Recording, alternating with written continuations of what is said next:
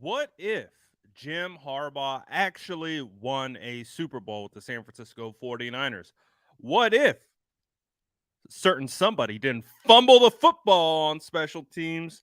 We're going to take a deep dive into the biggest what if moments in San Francisco 49ers history because there is a lot of them that have basically left this butterfly effect wake in its path. And what we're going to talk about today is all the fun what if moments for the San Francisco 49ers. And we're going to get into it all right now. Drop an SDS in the chat. Let's go.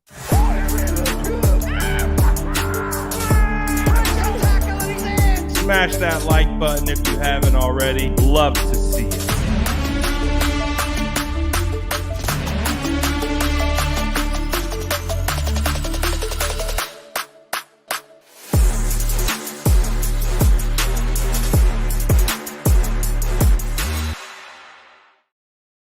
Shout out all the SDS checking in on this Wednesday, dead of the off season. We're happy to have you. Before we get into our what if situation, we have a little bit of news, I guess we can talk about regarding the San Francisco 49ers. We have some dates that have finally been dropped in regards to the San Francisco 49ers training camp practices. Pretty much what we've all been waiting for, because just like you, I am ready to talk about some actual football.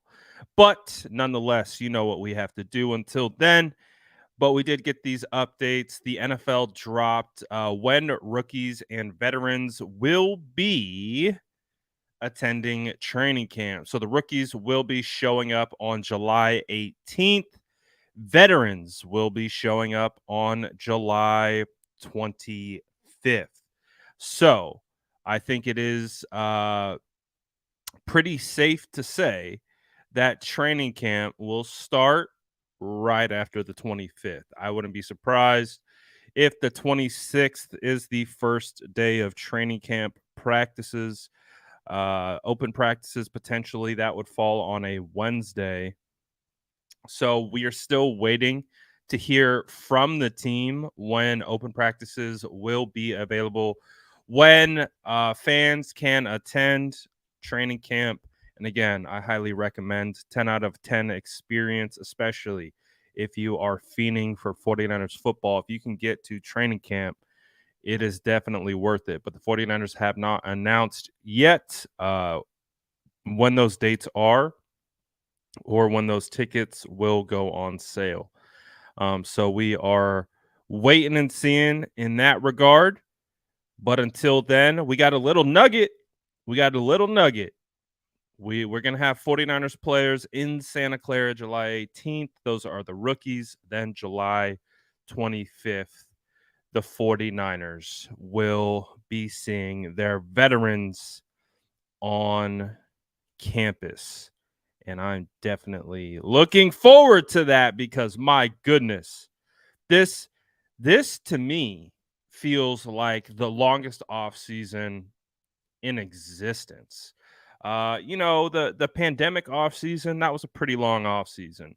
But I think there's just so much going on at that time that maybe we were a little bit distracted by other things. But I don't know. You tell me in the chat. Does this feel like the longest offseason in the history of all off seasons? And that's to think like our offseason back in 2017, 2016, 2015, 20 whatever. It started at the beginning of January. That's when our off season began. This off season didn't even start until really the beginning of February, and it still just feels like the longest off season in the history of all off seasons. And we know why. We know what the main topic is. We know what everyone's talking about. So, and because of that, I think it just drags on. So we're going to kill some time and, have some really good fun with this particular topic. and talk about some of the biggest what ifs in 49ers history. And again, I want you guys to chime in with some of your what ifs as well. Obviously, I have mine, but again, we're just going back in the hot tub time machine, talking to what ifs, all the things that we've dreamed about back in the day. What if this happened? What if that happened? What would be the difference? What would be the butterfly effect that would have really spawned off that? Like, what if Kyle Williams doesn't fumble that punt twice in that playoff game against the Giants? Now, I know it hurts your heart just to think about it, just to hear about it. But I really did believe that 2011 49ers team led by Jim Harbaugh, they were on a war path. They were on a war path for the Super Bowl. And I do believe if they got there, they would have won it. And how does that change the complexion of the 49ers organization if Jim Harbaugh and Alex Smith win a Super Bowl in year one? If Alex Smith wins a Super Bowl, does he get his job back after the concussion? Or does Kaepernick get the job? What if? What if? What if Jim Harbaugh gave the job back to Alex Smith instead of Kaepernick? What if? Would Alex have played his entire career with the San Francisco 49ers if he won a Super Bowl in 2011 and was able to come back, and let's say they win the Super Bowl in 2012, and we're talking about the San Francisco 49ers winning back-to-back championships led by Alex Smith and Jim Harbaugh? What would be Where would we be today? Would the world be a different place? Do you think all these issues that we have in the world would be the same? I think the world would be healed if the 49ers had won back-to-back Super Bowls in 2011 and 2012.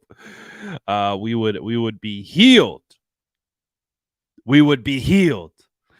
No, again, what if? What if the 49ers ran the football to Frank Gore? Would Kaepernick still be here? What if Cap won a Super Bowl, not even his first full season of starting? What would that look like? What would that situation look like? It's just crazy to think about. All the like little butterfly effects, things that we look back at that's defined us and has set us on this path to who we are as fans, as a team, as a franchise, all that type of stuff. But it's just like, man, the what ifs with this San Francisco 49ers team, you could draw a lengthy list of all the different things for the 49ers, but they still find themselves in a competitive position, which is a phenomenal thing for us. But there are obviously a lot of different things. Charles says, what if we drafted Patrick Mahomes over Solomon Thomas? There are a lot of things like that. Now, I I was a big fan of Patrick Mahomes coming out of Texas Tech. It was really easy to see how talented he was. I did have some concerns just not knowing how he would translate into an NFL system coming from the Cliff Kingsbury system at Texas Tech, but you could not discredit his talent. I thought the what if would have been, what if the 49ers took Deshaun Watson at number 3? Obviously, uh, there could have been a whole nother situation that actually, in the short term, maybe the 49ers won a Super Bowl or 2, but maybe there there is a more long-term effects that could have come from that particular what if. So maybe the 49ers dodged a bullet in that what if scenario. But again, it's just there's so many. There's so many just what ifs. And it's just fun. It's just fun to think about. Again, it's off season. We got time to kill. There's really not a whole lot of news notes out there right now. Just thinking back, I saw that picture that's on the thumbnail, and it was Kaepernick talking to Jim Nance with the Super Bowl trophy, like he was accepting it, and it just like made me think, like, what if, what if Cap actually won, or what if Alex won, or Jim Harbaugh won? Would Jim Harbaugh still be in the league to this day? It's just crazy. It's just crazy. What if Purdy didn't get hurt? Are the San Francisco 49ers winning the Super Bowl last year? Are they beating the Philadelphia Eagles? It's just crazy. It's just crazy to think about, man. It's just crazy how far this team has been so close, to the mountaintop of being able to be able to just continue to build the legacy. Like, what if let's see, what's another one? What if we didn't try a fade route to Crabtree on Richard Sherman?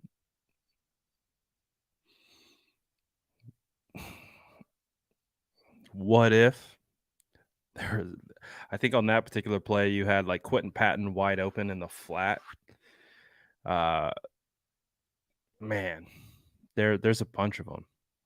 There's a bunch of them. What if Patrick Willis never retired? Would he be in the Hall of Fame already? Do you think if Patrick played out his career, I think what did he play? 8 seasons?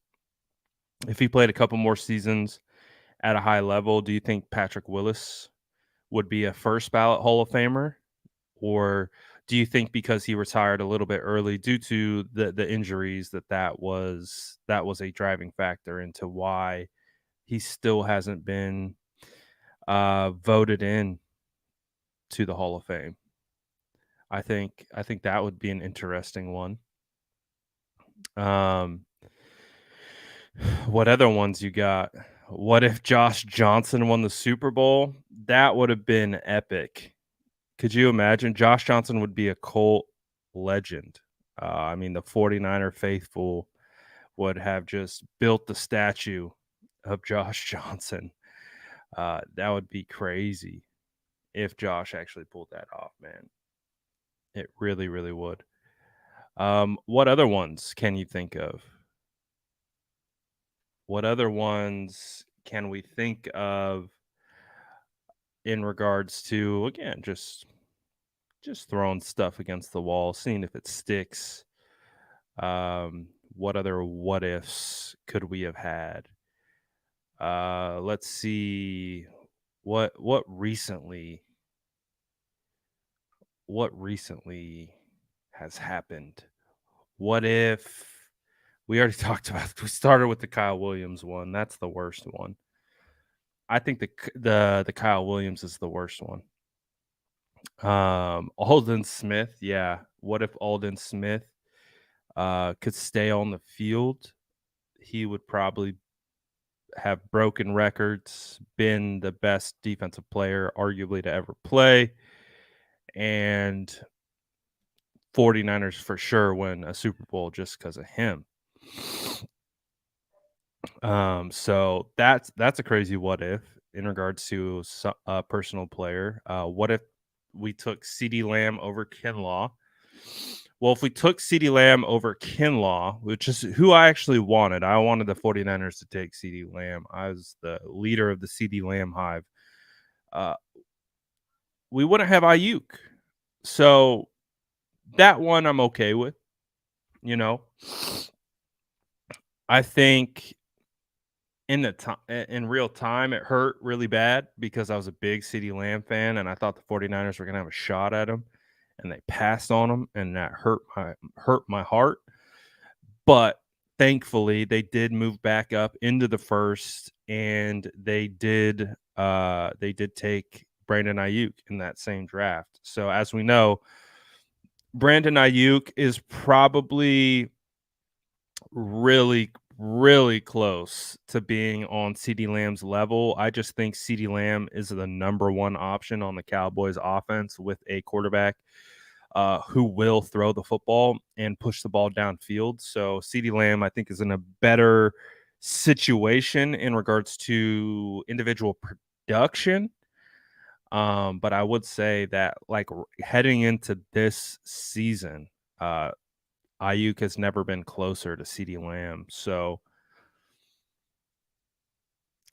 that's an interesting what if, because if we did take CD, I mean, I think he would have had probably a pretty big impact faster, but Ayuk Ayuk has eaten up a lot of that ground. He's eaten up a lot of that ground from like what CD Lamb is to what Ayuk could be. I like that one though. That's interesting. What if Steve Young left and Joe Montana stayed the starter in SF? I bet the 49ers still win a Super Bowl with Joe or Steve. Obviously, it gave Steve his opportunity, but I would imagine Joe still would have still won it. It's just an interesting scenario. Joe definitely wouldn't be as jaded probably as he is now. This one's gonna be a definitely what if scenario. Like, what if the 49ers didn't trade up to get Trey Lance? What if they didn't trade up at all? What if they just stayed put at number 12 and they just let the board fall to them? It was a bold move, of course, in real time. We knew what it meant. We knew that it meant that the San Francisco 49ers were for sure getting a quarterback. And at that time, when I was obsessed with Justin Fields, I was, really, really excited about it.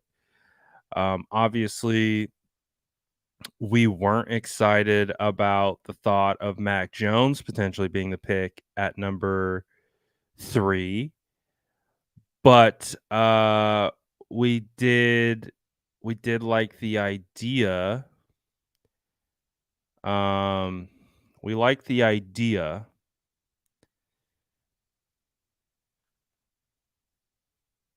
of the 49ers going up and getting a quarterback for sure. But I think the what if would have been, what if he just stayed? What if he just stayed put? And if you really felt like you were going to rock with Jimmy for one more year, regardless, why not just hang out?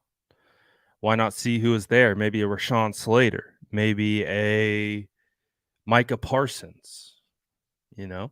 What if? What if they just stayed put and just let the draft fall to them? I still think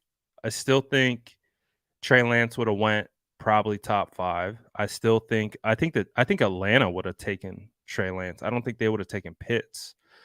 I think they would have taken Trey Lance because Matt Ryan's time was coming to an end. So Trey would have landed up in Atlanta. And where would Pitts go? Would Pitts slide out? It's an interesting what if the 49ers just kind of chilled out. Ooh, this is a deep one. This is a deep one. I like this one. Charles said, let's take it way back. What if Dwight Clark never caught that touchdown? Would we still have become a dynasty? I don't know, because that is the play where we look back at, the 49ers had a hard time getting past the Cowboys. Cowboys had the 49ers number. That was just such an iconic moment that I really think fed the beast that we know as that 49ers dynasty, and it really changed the trajectory of the franchise. That's a really good question, because that is a big time butterfly moment. Like, what is the outcome if Dwight doesn't catch that, or if the 49ers lose that game. And it's just, how many good teams have we seen not win the big game and they are forgotten? They don't, they're just, unless you're diehard, like you typically only remember the winners. And if the 49ers don't win that game in that fashion, uh that's a good one. I think you could honestly question if they do become a dynasty. And again, it's just like the impact of like what one single play can have on an entire franchise. It's crazy, man. It really is. Just how like we get caught up in real time of just like the games being the game, and we get caught up in all that, but it's like, man, after you've had some time to stew on it a little bit, like what if the outcome was different? How much would that have changed these certain outcomes? That's a good one. I like that one. That's definitely a good one. Um, I like this. Just got here, but gonna use this what if conversation as workout fuel. Yeah, it's definitely a different twist on kind of the 49ers history, but get after it, King. Put that work in, because if you are a true 49er fan, you know what heartbreak feels like. You know what that is. It's ingrained into our DNA. It's in our soul. Uh, but again, there's this is an interesting one. What if Shanahan declined the offer to head coach the Niners, which I do think he was. The story that I think Shanahan told was that the 49ers like weren't really an option. Um, he really wasn't thinking about going to coach for the 49ers because of the situation that they were coming off of, firing Chip Kelly, firing Tom Sula, kind of a bit of a, laughing stock, I guess you could say, at that particular point. I think his story went like he had a meeting with Jed and he fell asleep like in the hotel room, and he woke up to them like calling him and being like, "Hey, we're here."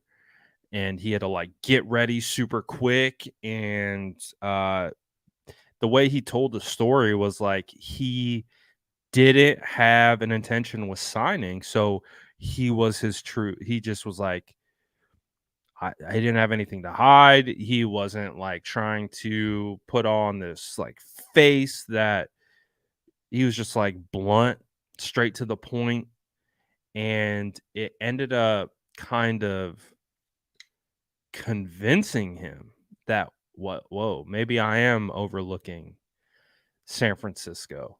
So I don't know if you guys have heard that story from him, but it's crazy because Kyle was not considering the 49ers. He took the interview, but he straight up said, I wasn't considering the 49ers. And because of, I think, the mentality that he went into that meeting, just being fully transparent, and because he didn't feel like he was losing anything, and then it was met well, it like it made him rethink like that path. So that's a butterfly moment. Like what if Kyle Shanahan, like, would the situation have been any different if he wanted the job? Because again, he didn't want the job at first. But that's kind of what sold him to get the job. So shout out to Parag and Jed, because they must have had one hell of a sales pitch to be able to convince Kyle Shanahan, who had no plans to be the coach for the 49ers, and completely swing him. Uh, that's a big what if for sure. And if they didn't get Kyle, who would have been there? who would have been the guy that took over? I think that would have changed a lot of stuff for sure. Um, let's see. Some good ones in the chat. I like the ones you guys are dropping in the chat. Uh,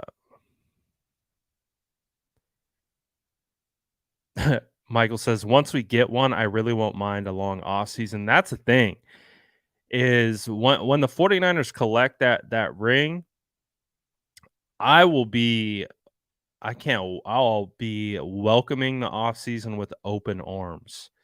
Because if the San Francisco 49ers win a Super Bowl, just as a fan, the it will just alleviate so much just like we did it. We finally did it. I can sleep now. We can relax a little bit. We can take a break. It's been tumultuous since we haven't got one. Like again, what if Jimmy Garoppolo hits that throw in the Super Bowl? What if that penalty isn't called before halftime in that Super Bowl on George Kittle on the stupid OPI? Like, and we score points there. And what if we don't blow that 10-point lead in that game? And 2020 happens and we are as happy as clams, like going through a pandemic because we just won a Super Bowl. And we're such delusional 49er fans that even a pandemic wouldn't be able to stop ourselves from just vibing off a Super Bowl. And then going into 2020, everyone gets hurt. Like revenge tour isn't a thing. We don't care if the whole team gets decimated by injury because we're all like, I mean, we would care, but we'd also be like, well, we got the ring. So it sucks, but we finally got the monkey off our back. So we can deal with the season of kind of resetting a little bit because we got the ring. We haven't got that ring yet. So all these off seasons have been long, long, and we've been so close. Shout out to Marcos. Appreciate you. We got Marcos Thompson Shanahan Sr. So is this a relation to Kyle Shanahan? Do we got a long lost cousin in our midst? We know Kyle is a big fan of the show. Watches us religiously, takes in our suggestions quite often. So great to have another Shanahan in our midst. But for real though, thank you, Marcus, for joining the channel. Appreciate it. Welcome to the SDS. Appreciate you, my guy. Let's see. What other stuff do we got? There was another one. There was another one that I was thinking of.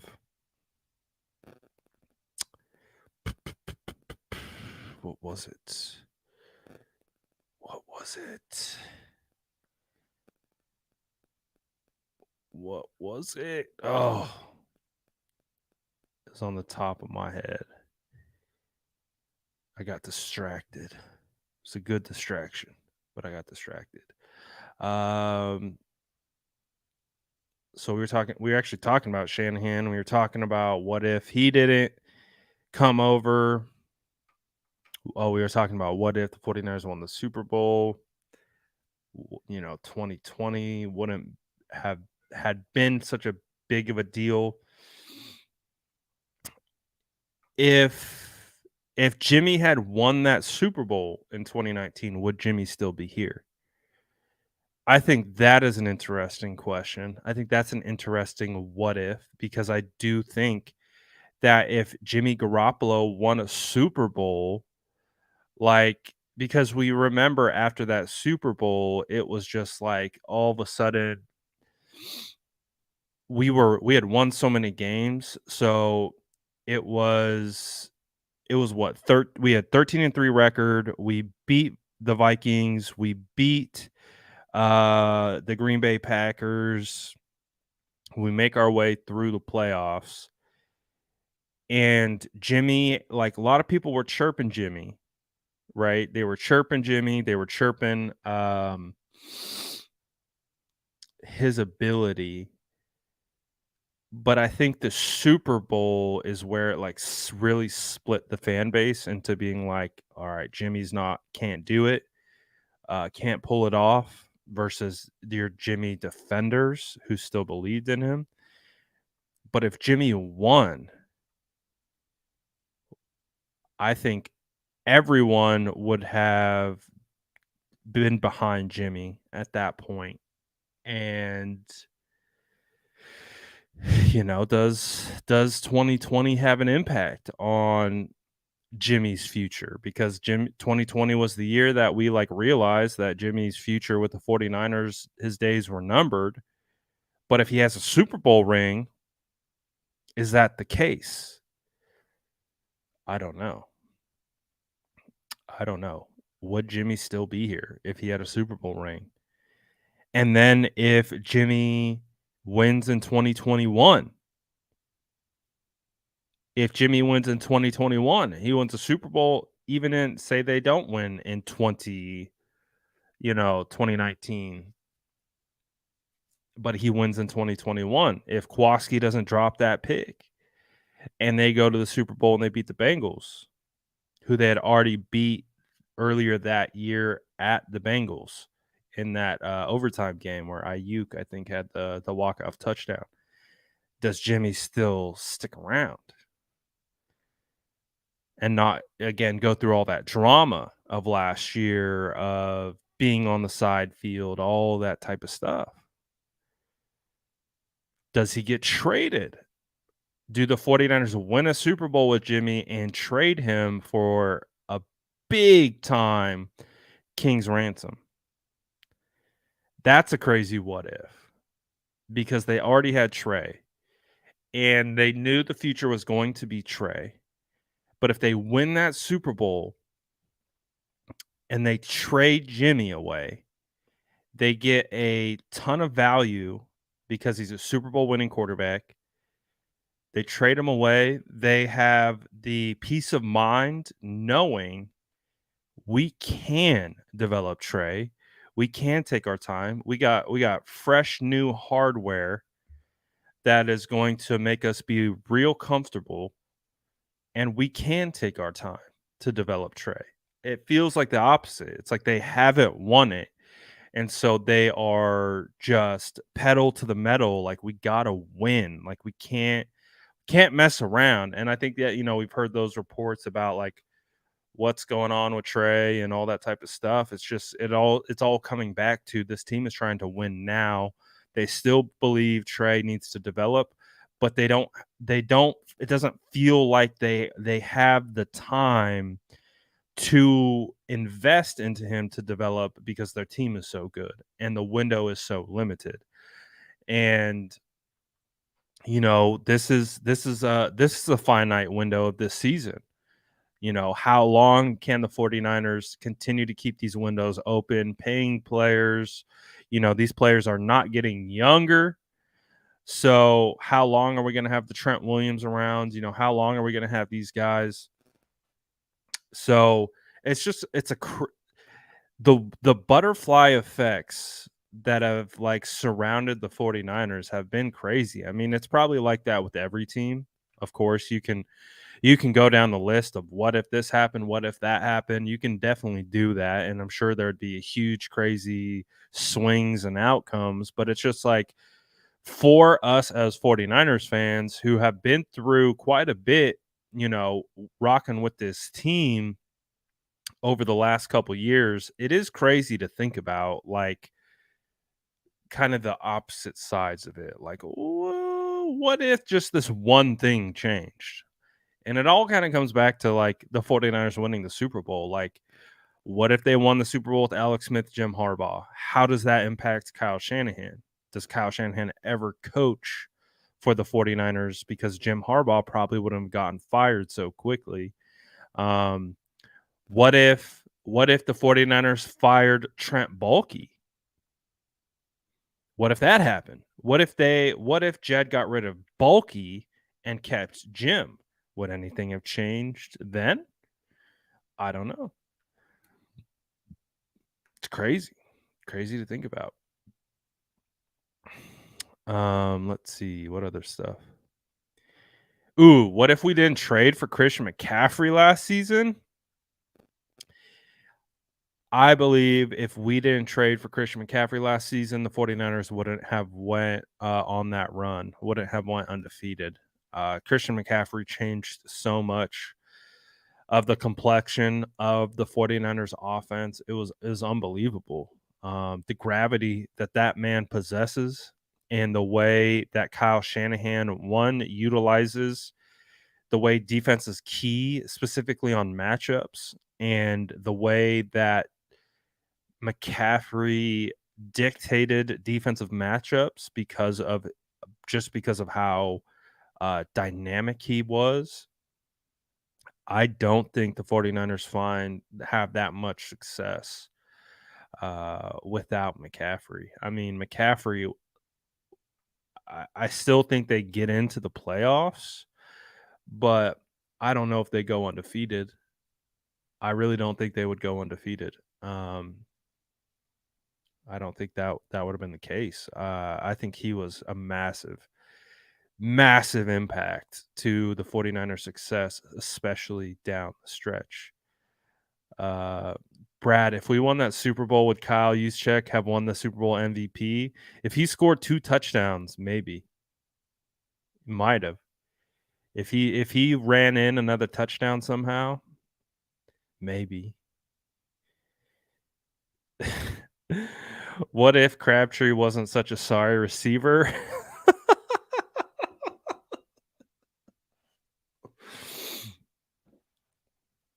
I can't lie to you guys. I didn't know if I liked Crabtree. I'll be honest with you. The whole time he was with the 49ers, I didn't know if I liked him. I didn't like that he held out his rookie year. I didn't like that. I didn't like that he wouldn't sign his contract and wouldn't show up to practice. That really I was like, I don't like that. I don't like that. It's like, how are you not going to sign your rookie deal? It's like I wasn't a fan of that. And then but it was Crab. Crab was cool. Um he wasn't my favorite. He was cool. Definitely liked Anquan Bolden much better than Crabtree. Wasn't even a competition at all. But Crab for me when he was with the 49ers, he was cool. He was all right. He was okay. I didn't love him. I didn't hate him, but he's just like meh. He's a meh. I thought he was going to be better. I thought he was going to be a more electric wide receiver. He turned into kind of more of a possession type wide receiver. I thought, watching him, he came out of Texas Tech, right? I thought he was going to be like, you know, he had that one play at Texas Tech that like defined his career there, and I thought he was going to be more electric as a wide receiver. He was okay. But when he went to the Raiders, I really did not like him. When he kept getting punked by Aqib Talib, I did not like Crabtree. I was team Talib all the way through that whole situation. It just kind of confirmed. I was like, for me, I was like, okay, yeah, I really didn't like, I really didn't like Crabtree. Oh, I wasn't a biggest fan of Crabtree, especially after he left, for sure. But I know other people did like Crabtree. I didn't love him though. Um,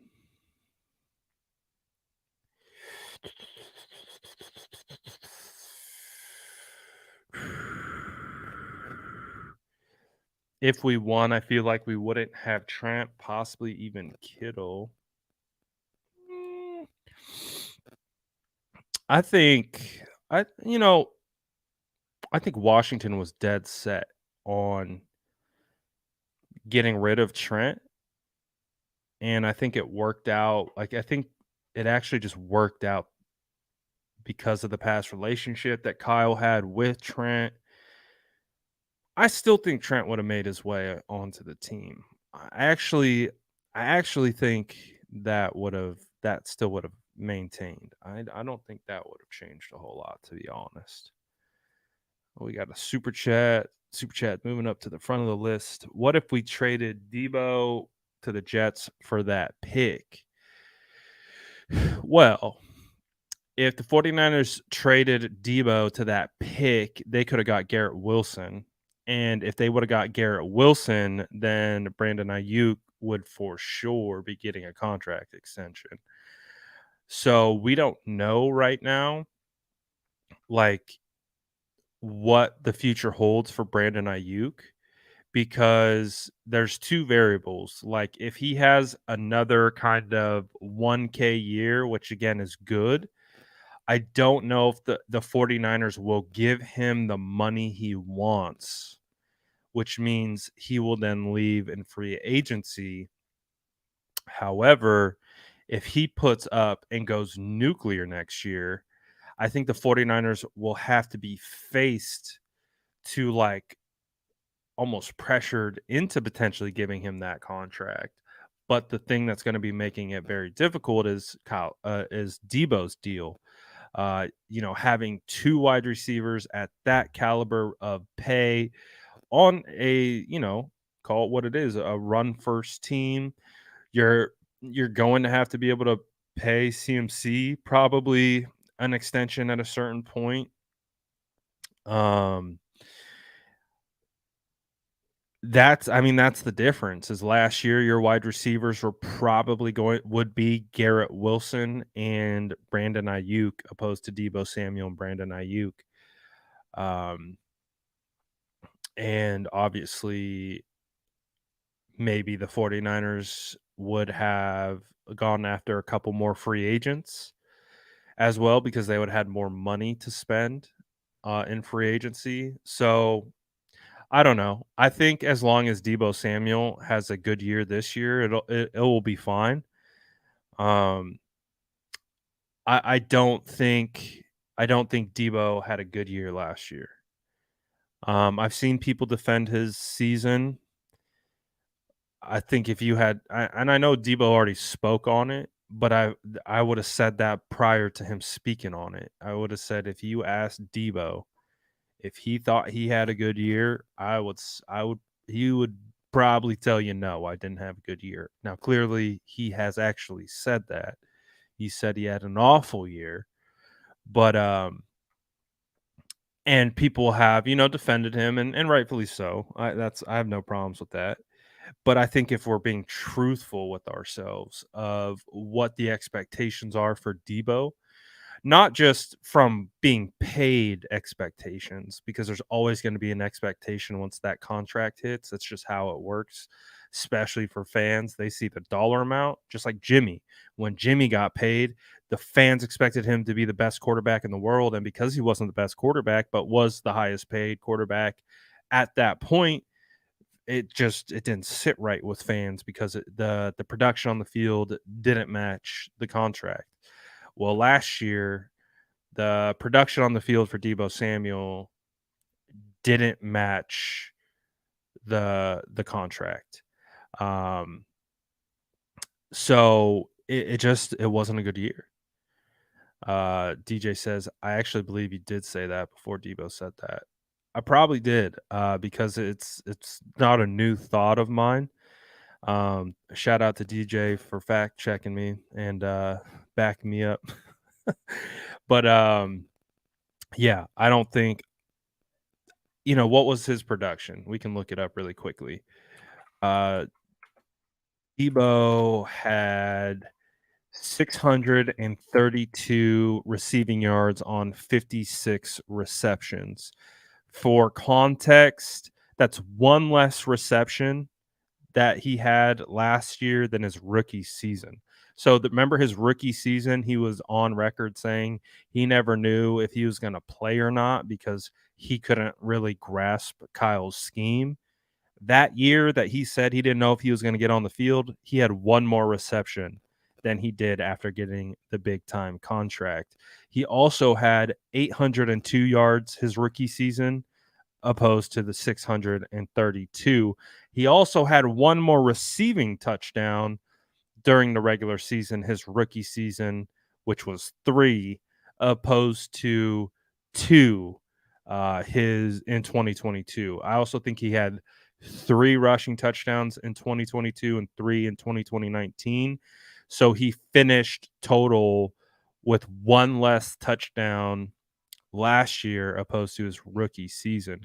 So again, I understand people wanting to come to Deebo's defense, but if we are being 100% honest with ourselves and what we, after what Deebo Samuel did, like turning into basically Dora the Explorer and putting the entire 49ers offense in his backpack, like those were, I think, where the expectations were. Like Deebo Samuel was the 49ers offense in 2021. And that's why he got paid what he got paid and deserving of getting paid like that. But the following year did not meet those expectations. It was a step back. So I expect I expect a big step for Deebo. I really do think he's going to take a huge step this season. I think he's back on his grind. I think he's back. I think he's back in that mindset. I think Deebo is very self-motivated person. And I think with everything that went down last year, it was unmotivating. I think the constant talk in the media, whether he brought it on himself or whatever, like whatever you may feel about it, like I can still understand how that would be stressful and unmotivating. Even if you finally get that paycheck, but your entire routine is destroyed and you're just not ready. NFL players are creatures of habits, and when your entire offseason routine and habit is disrupted, it's probably going to disrupt your season, and that's what happened. And I think he's back. I think he's back. I think we're gonna get crazy CMC. We're gonna get CMC full off season. We're gonna get Deebo Samuel 100% motivated and ready to prove all these haters wrong. That's scary. I think Kittle is ready. I think Ayuk is. I mean, you talk about money motivated. Whoo! Ayuk want that bag, and he deserves that bag. And I think he's also 100% confident in who he is as a player for really the first time. Now, I mean, last year he was confident. He definitely was, but I still think, Ayuk did have some drops here or there. But I think this year you're going to see Deebo and Ayuk go crazy. I, I, just- you talk. The timing is too perfect for those two. The timing's too perfect. They're going to go crazy. And if Brock Purdy can get back to being Brock Purdy and distributing the football at an even greater rate than what he did last year, those two are going to go crazy. Because one of the things that Brock Purdy did extremely well for both of them, he is able to get the ball to Deebo Samuel on wide receiver screens and put him in a really good position to be successful. And if you get Deebo Samuel the ball behind the line of scrimmage, Deebo's going to cook. But what Brock also did was he was able to push the ball downfield outside the numbers, which is where Brandon Ayuk thrives. So big year coming. Chili in Cali. Welcome to Cali, my boy. Hope you're enjoying it. Good old Cali. First timers. Better stop at Levi's Stadium, see the home, see our home.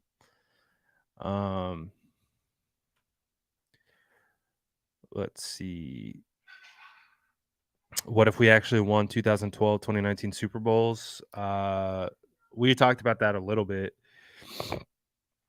With the 2012, 2011, what would be the outcomes? Who would still be here? 2019, would Jimmy still be here? It'd be crazy. Uh,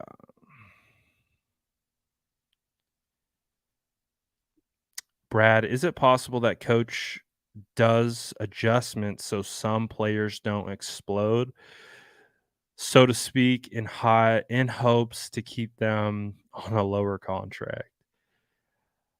Uh, I mean, these guys know when they have incentivizers that they're about to hit in their contracts. Like they know that stuff.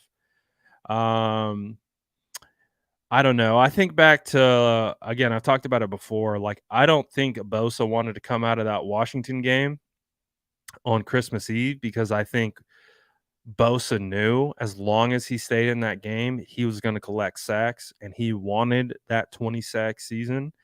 And I think he was reluctant to come out, but Kyle wanted him out.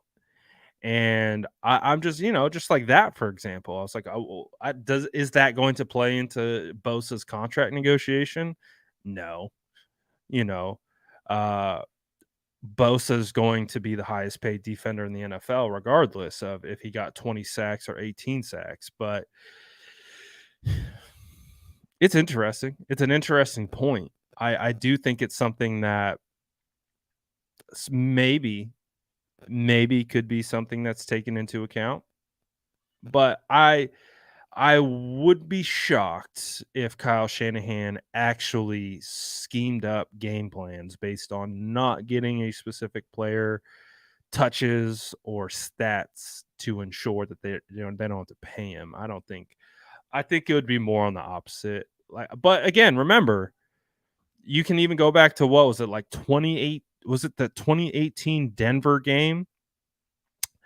I think George Kittle goes for 200 yards in the first half and then gets like one target the second half, and he could have broken the record easily, right? Could have broken the record easily for a single game reception yards, and Kyle said, "I don't care. I don't care. I don't care, George. Like you did enough. We're gonna win this game. I don't care if you get the record or not. You're gonna get one target in the second half." But to be fair as well, Kyle did scheme up some plays for him to get the receiving record against the Rams at the end of the year. So I think it's give and take. You know what I mean? Like I don't think Kyle's plotting on guys' paychecks, but I also don't believe Kyle is motivated to get these guys records. And if they're on the brink of them, like I think he would actually be the guy to not care and not really bat an eye. But I do think there are instances like that Kittle game where he did help Kittle get some production there and and got that record. Let's see.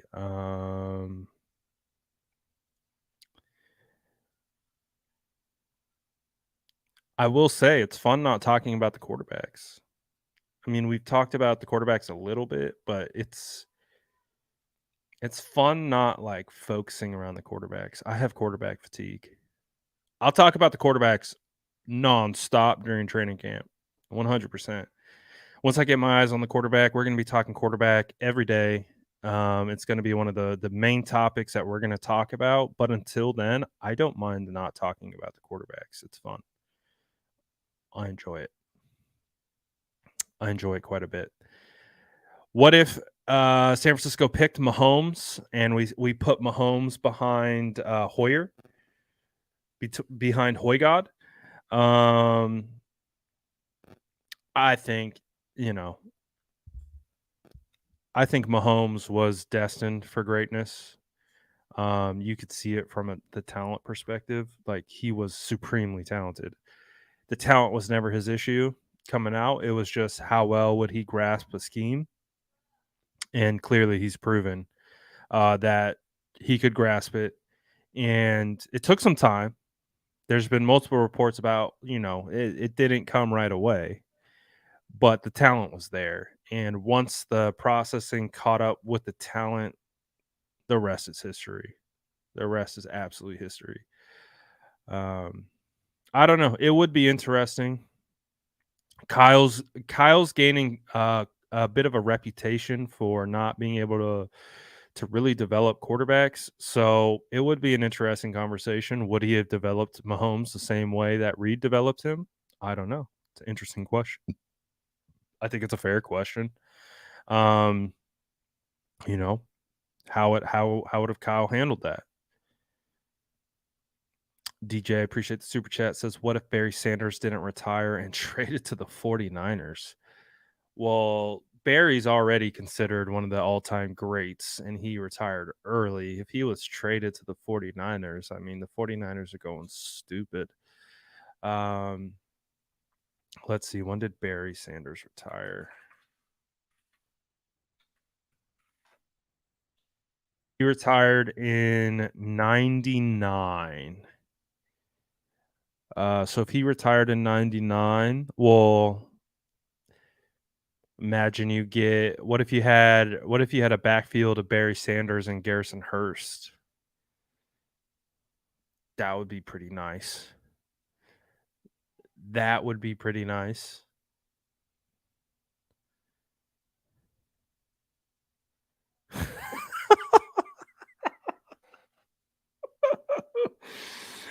What if Brad had a healthy back? Would he be playing O-line for the Niners? Definitely. 100%. If my back wasn't jacked, I'd still be in the league right now. No, that's funny. That's a funny question. But no, if Barry was on the 49ers, like especially around that 94, 95. But even if if he came later and you paired him up with Garcia and you still had Garcia and Sanders, that team would still be really hard that would be really hard team to stop. Still. But definitely interesting. Let's see. We could do a couple more what ifs. Couple more what ifs. What if we don't pay Nick Bosa, then we riot? But we're paying Nick Bosa, so I'm not even concerned one bit that we don't pay Nick Bosa. Um, what if Steve Young never got concussed? Whew. I would say they would have won. They would have won at minimum one more Super Bowl. They would have won at minimum. You could say two more. They would have won more for sure. If Steve could have stayed in and stayed upright, definitely would have won more Super Bowls. For sure, for sure. For sure, for sure. Steve was too good. Steve was too good. Hall of Fame still. Still. I mean, Steve Young had a crazy, crazy career. It took him a long time to get on the field, and then his career was cut short. Imagine if he could have played longer. Oh, what if we drafted Quinnen Williams instead of Nick Bosa?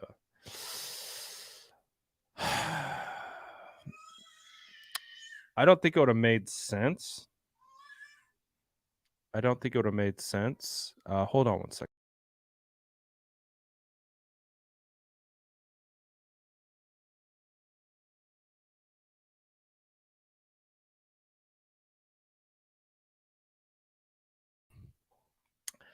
Because you would have had Eric, Defoe, Quinnen. Then you trade for D Ford. So unless their thought process would have been to have D Ford, Eric on the outside, Defoe, and Quinnen, it still would have It still would have been a good defensive line. Um,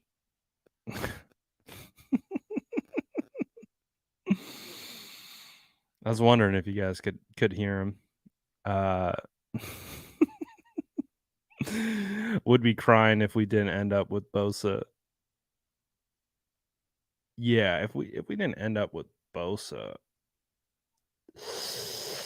I mean, you could still make the case that they would trade Defoe because maybe Quinnen would have been the Defoe replacement prior to that all happening. But I'm pretty happy with the 49ers going with Bosa over Quinnen. I was never on the Quinnen hype train. Like, I understood that Quinnen was good, but I didn't see Quinnen as a Donald good. Like, he's good, but when you're talking about like one of those impact game wreckers on the interior, I just never saw Quinnen Williams as that.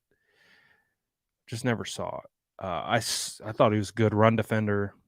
Um, if I'm going D line, I need my interior defensive lineman to be a pass rusher as well. I need him to be able to get after the passer and collapse the pocket from the interior. Quinnen can do that, but I don't think that's his best attribute. Again, I'm not an expert on Quinnen Williams, so I'll keep that 100. But yeah, that would not be fun.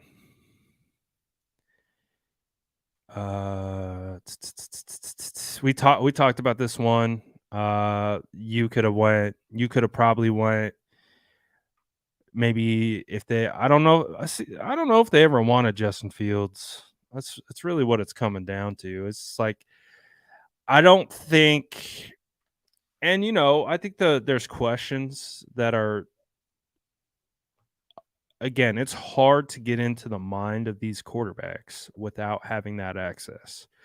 It's hard to scout from afar truly quarterbacks without being able to understand all the different levels. Like, I understand how you should be scouting quarterbacks, but without that access, how do you do that? How do you know how a guy sees a defense? How do you know what a guy's processing abilities like? Because in college, within the scheme that Justin played, he seemed to process and see the field just fine as a passer, but that could have been a function of the offense, could be a function of the simplified defenses that they faced. um but again, it's just like I didn't know, and I think it's like crystal clear. Like, Kyle Shanahan wants a guy who can execute his offense blindfolded, know where the ball is going to go at what time. I know Justin has struggled a little bit with some processing things, and I think he's still developing in that regard. From what it sounds like, they've taken some strides this year, but we'll see. The proof will be in the pudding. The thing is, if Justin Fields improves as a processor, he's on the Jalen Hurts trajectory. So that's the thing with Justin. It's like there are potentially some concerns with the way he sees the field, which are valid. But if he corrects that and he is able to overcome those issues, he is on a Jalen Hurts trajectory. And when I say Jalen Hurts trajectory, he has the ability to be top 5 quarterback. So, that's going to be painful. That's going to be painful if, you know, Trey Lance is wearing a different uniform in 3 years, and, Justin Fields is a top 5 quarterback in the league. Um, so yeah, what if the 49ers stayed at 12? Again, would they have gone quarterback? Would they have went Mac Jones? They probably would have went Mac Jones if they stayed at 12, in all honesty. Um, maybe. I don't know. I don't know if they like Mac Jones. I don't know if ownership liked Mac Jones. I think that might have been part of it. I don't think ownership liked Mac Jones. I think they could see some of the character concerns and flaws that Mac had. Him in the club looking wasted. The crazy Barack Obama mask thing that he was wearing. Definitely had some questionable. That's I almost don't think even if he was at 12, the 49ers would have taken him. But this is again, why go Mac? Just keep Jimmy and take Micah. It seems so simple now. Knowing that they did keep Jimmy for 2 additional years. And one of those years, Jimmy almost got the 49ers back to the Super Bowl. And if he didn't get hurt, maybe he was on the way to potentially take him to another one.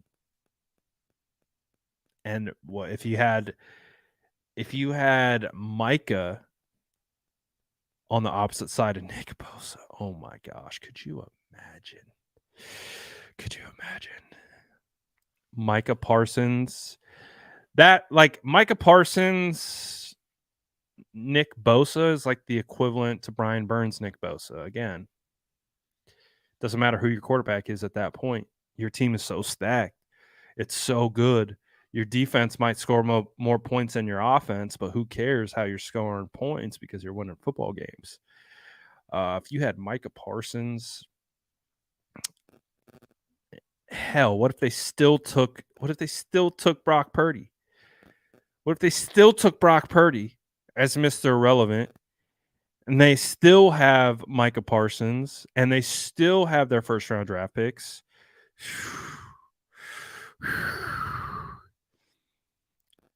That's a big what if. That's, I think, the biggest, most recent what if is what if they just stayed at 12? What if they just let Micah Parsons fall to them? What if they just took Micah? What if they just kept Jimmy? What if they still drafted Brock? Because no one was taking Brock, nothing would have changed. He still would have been Mr. Irrelevant or undrafted.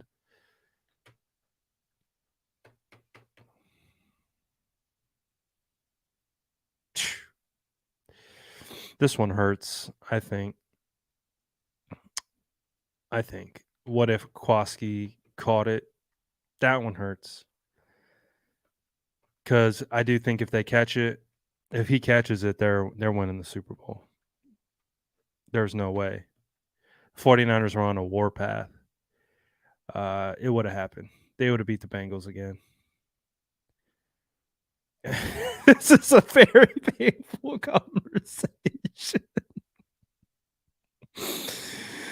Hey, man, this conversation isn't for everyone, all right? This conversation isn't for your bandwagons. This is for the fans that have endured it all. And the reason why we can have this conversation is because we're dead inside. That's why we can have this conversation, because we've experienced all these things. We've all thought about all these things. And so as a result, we already know that we're just dead inside. And just to talk about it, breathe some life back into these situations, just again reminds us to those good times when we did feel those good positive feelings, and we weren't so jaded about everything. Hey, man, the 49ers, man, we are a storied franchise. But if you've been a 49er fan for the better part of 2 decades, all you know is heartache and pain. We've been so close to the mountaintops and just had the rug ripped out from under us. Man, we come here to feel again, because without it, we don't feel anything.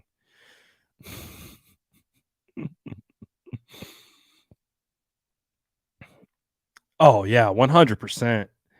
See, the thing that screwed me up is that it worked out to my benefit when I first started. When it first started, man, I've talked about it before. Colin Kaepernick was my first ever draft crush. Just got done playing college football. I was like, what am I going to do with all this football knowledge? Because I always evaluated as a player. I was always evaluating my teammates. I was always evaluating the opponent. I knew what I liked. I knew what I didn't like. I knew what I thought would be successful. Like I always played the game that way because I always wanted to do something in football. So I was always taking notice of everything. So I was always evaluating. And so when I got done playing, I was like, what am I going to do? I was like, oh, I could evaluate incoming prospects and hey, see if the 49ers draft him. Well, Colin Kaepernick happened to be my first ever like draft crush, like guy that watched him play at Nevada. And I was like, oh, he's gonna be the shit. Like Colin Kaepernick is him. Like he's gonna be that guy. Um, and then the 49ers drafted him. The If you've ever had your draft crush selected by your team, I hope you know that what that feels like. It is such an exhilarating feeling of scouting someone, being like, "Hey, they're good." And then your team takes them, and for a slight second, it looked like Cap was gonna be the future of the NFL. So I was as high as a kite. Um, so when I first started this, like I didn't know pain yet. All I knew was ecstasy because I also like that draft before. Um, no, was it the draft before? I can't remember. I also liked Mike Ayupati a ton. And the 49ers took Ayupati. That was ecstasy. Um, so it was like I had this early experience with the 49ers taking players that I wanted. Quentin Patton was a guy that I loved. He was a draft crush. They took Quentin Patton. I was like, oh, they took QP. It's like they took QP. I like Taylor Mays. They took Taylor Mays. Not every one of them worked out, but my early years with like McLuhan and the early years of Bulky, like he took the guys that I liked. So I was like, this is awesome. It wasn't until later when Bulky started passing on all the guys that I wanted and then taking all the guys that I didn't want. Like Vance McDonald, I was against. Before he was a 49er, I was like, I scouted him coming out of Rice. I'm like, this dude can't catch. I don't care what Vance McDonald has going on. He can't catch. Don't want him. 49ers take him in the second round. Pain. Then they pass on Keenan Allen. Pain. They just start passing on all the guys. Oh, it hurts. So it started off great. And then it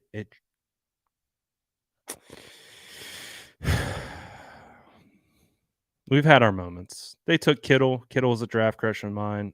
Through the moon. Ecstatic. Loved it. I knew Brian Burns wasn't going to happen, but hey. All right, what time is it? I appreciate everyone. Hopefully, I know this was a more painful topic than we typically discuss, but switch it up. Why not? Why not?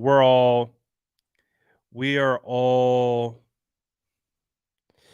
real faithful here. We all know what pain is. We all know what that feel is like. We can re-experience it together. Why not?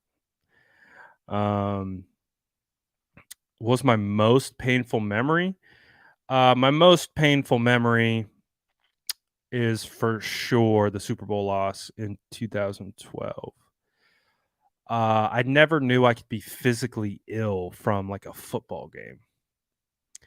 And yeah, I would say that was the most painful. I probably still haven't fully recovered from that moment. Um, But losing that Super Bowl, and then of course how everything transpired after that, the downfall of Cap, the downfall of the entire organization and team, firing Harbaugh. It was losing to the Raiders. Oh my god, it was like pain and then suffering. I'll never experience the pain of losing that Super Bowl, because it felt so destined. It felt like destiny. The 49ers were going to win this game. The whole thing with the lights going out, then them coming all the way back, then the 4 fades, pain, pain, pain, and more pain. Then suffering. It was pain, pain, pain, suffering until more recently, then more pain. But again, the 2012 Super Bowl really set me up for success with the 2019 season, because that pain wasn't even close to the 2012 pain, not even close. So I was already protected at that point because I didn't feel anything. It still hurt, but nowhere near the pain that I felt from that that loss. But shout out to you guys, man. Shout out for sticking it through. We had a nice little intimate group today. Shout out to SDS that are still checking in throughout the summer. I do appreciate you guys. We're about a month away from training camp. About a month from now, we will be likely having training camp. So looking forward to that. And again, shout out to all the SDS that are still checking in during the summertime. Really appreciate you guys. Grab your cookies on the way out. Drop a potato in the chat. I'm out of here for now. I'll see y'all later. Peace.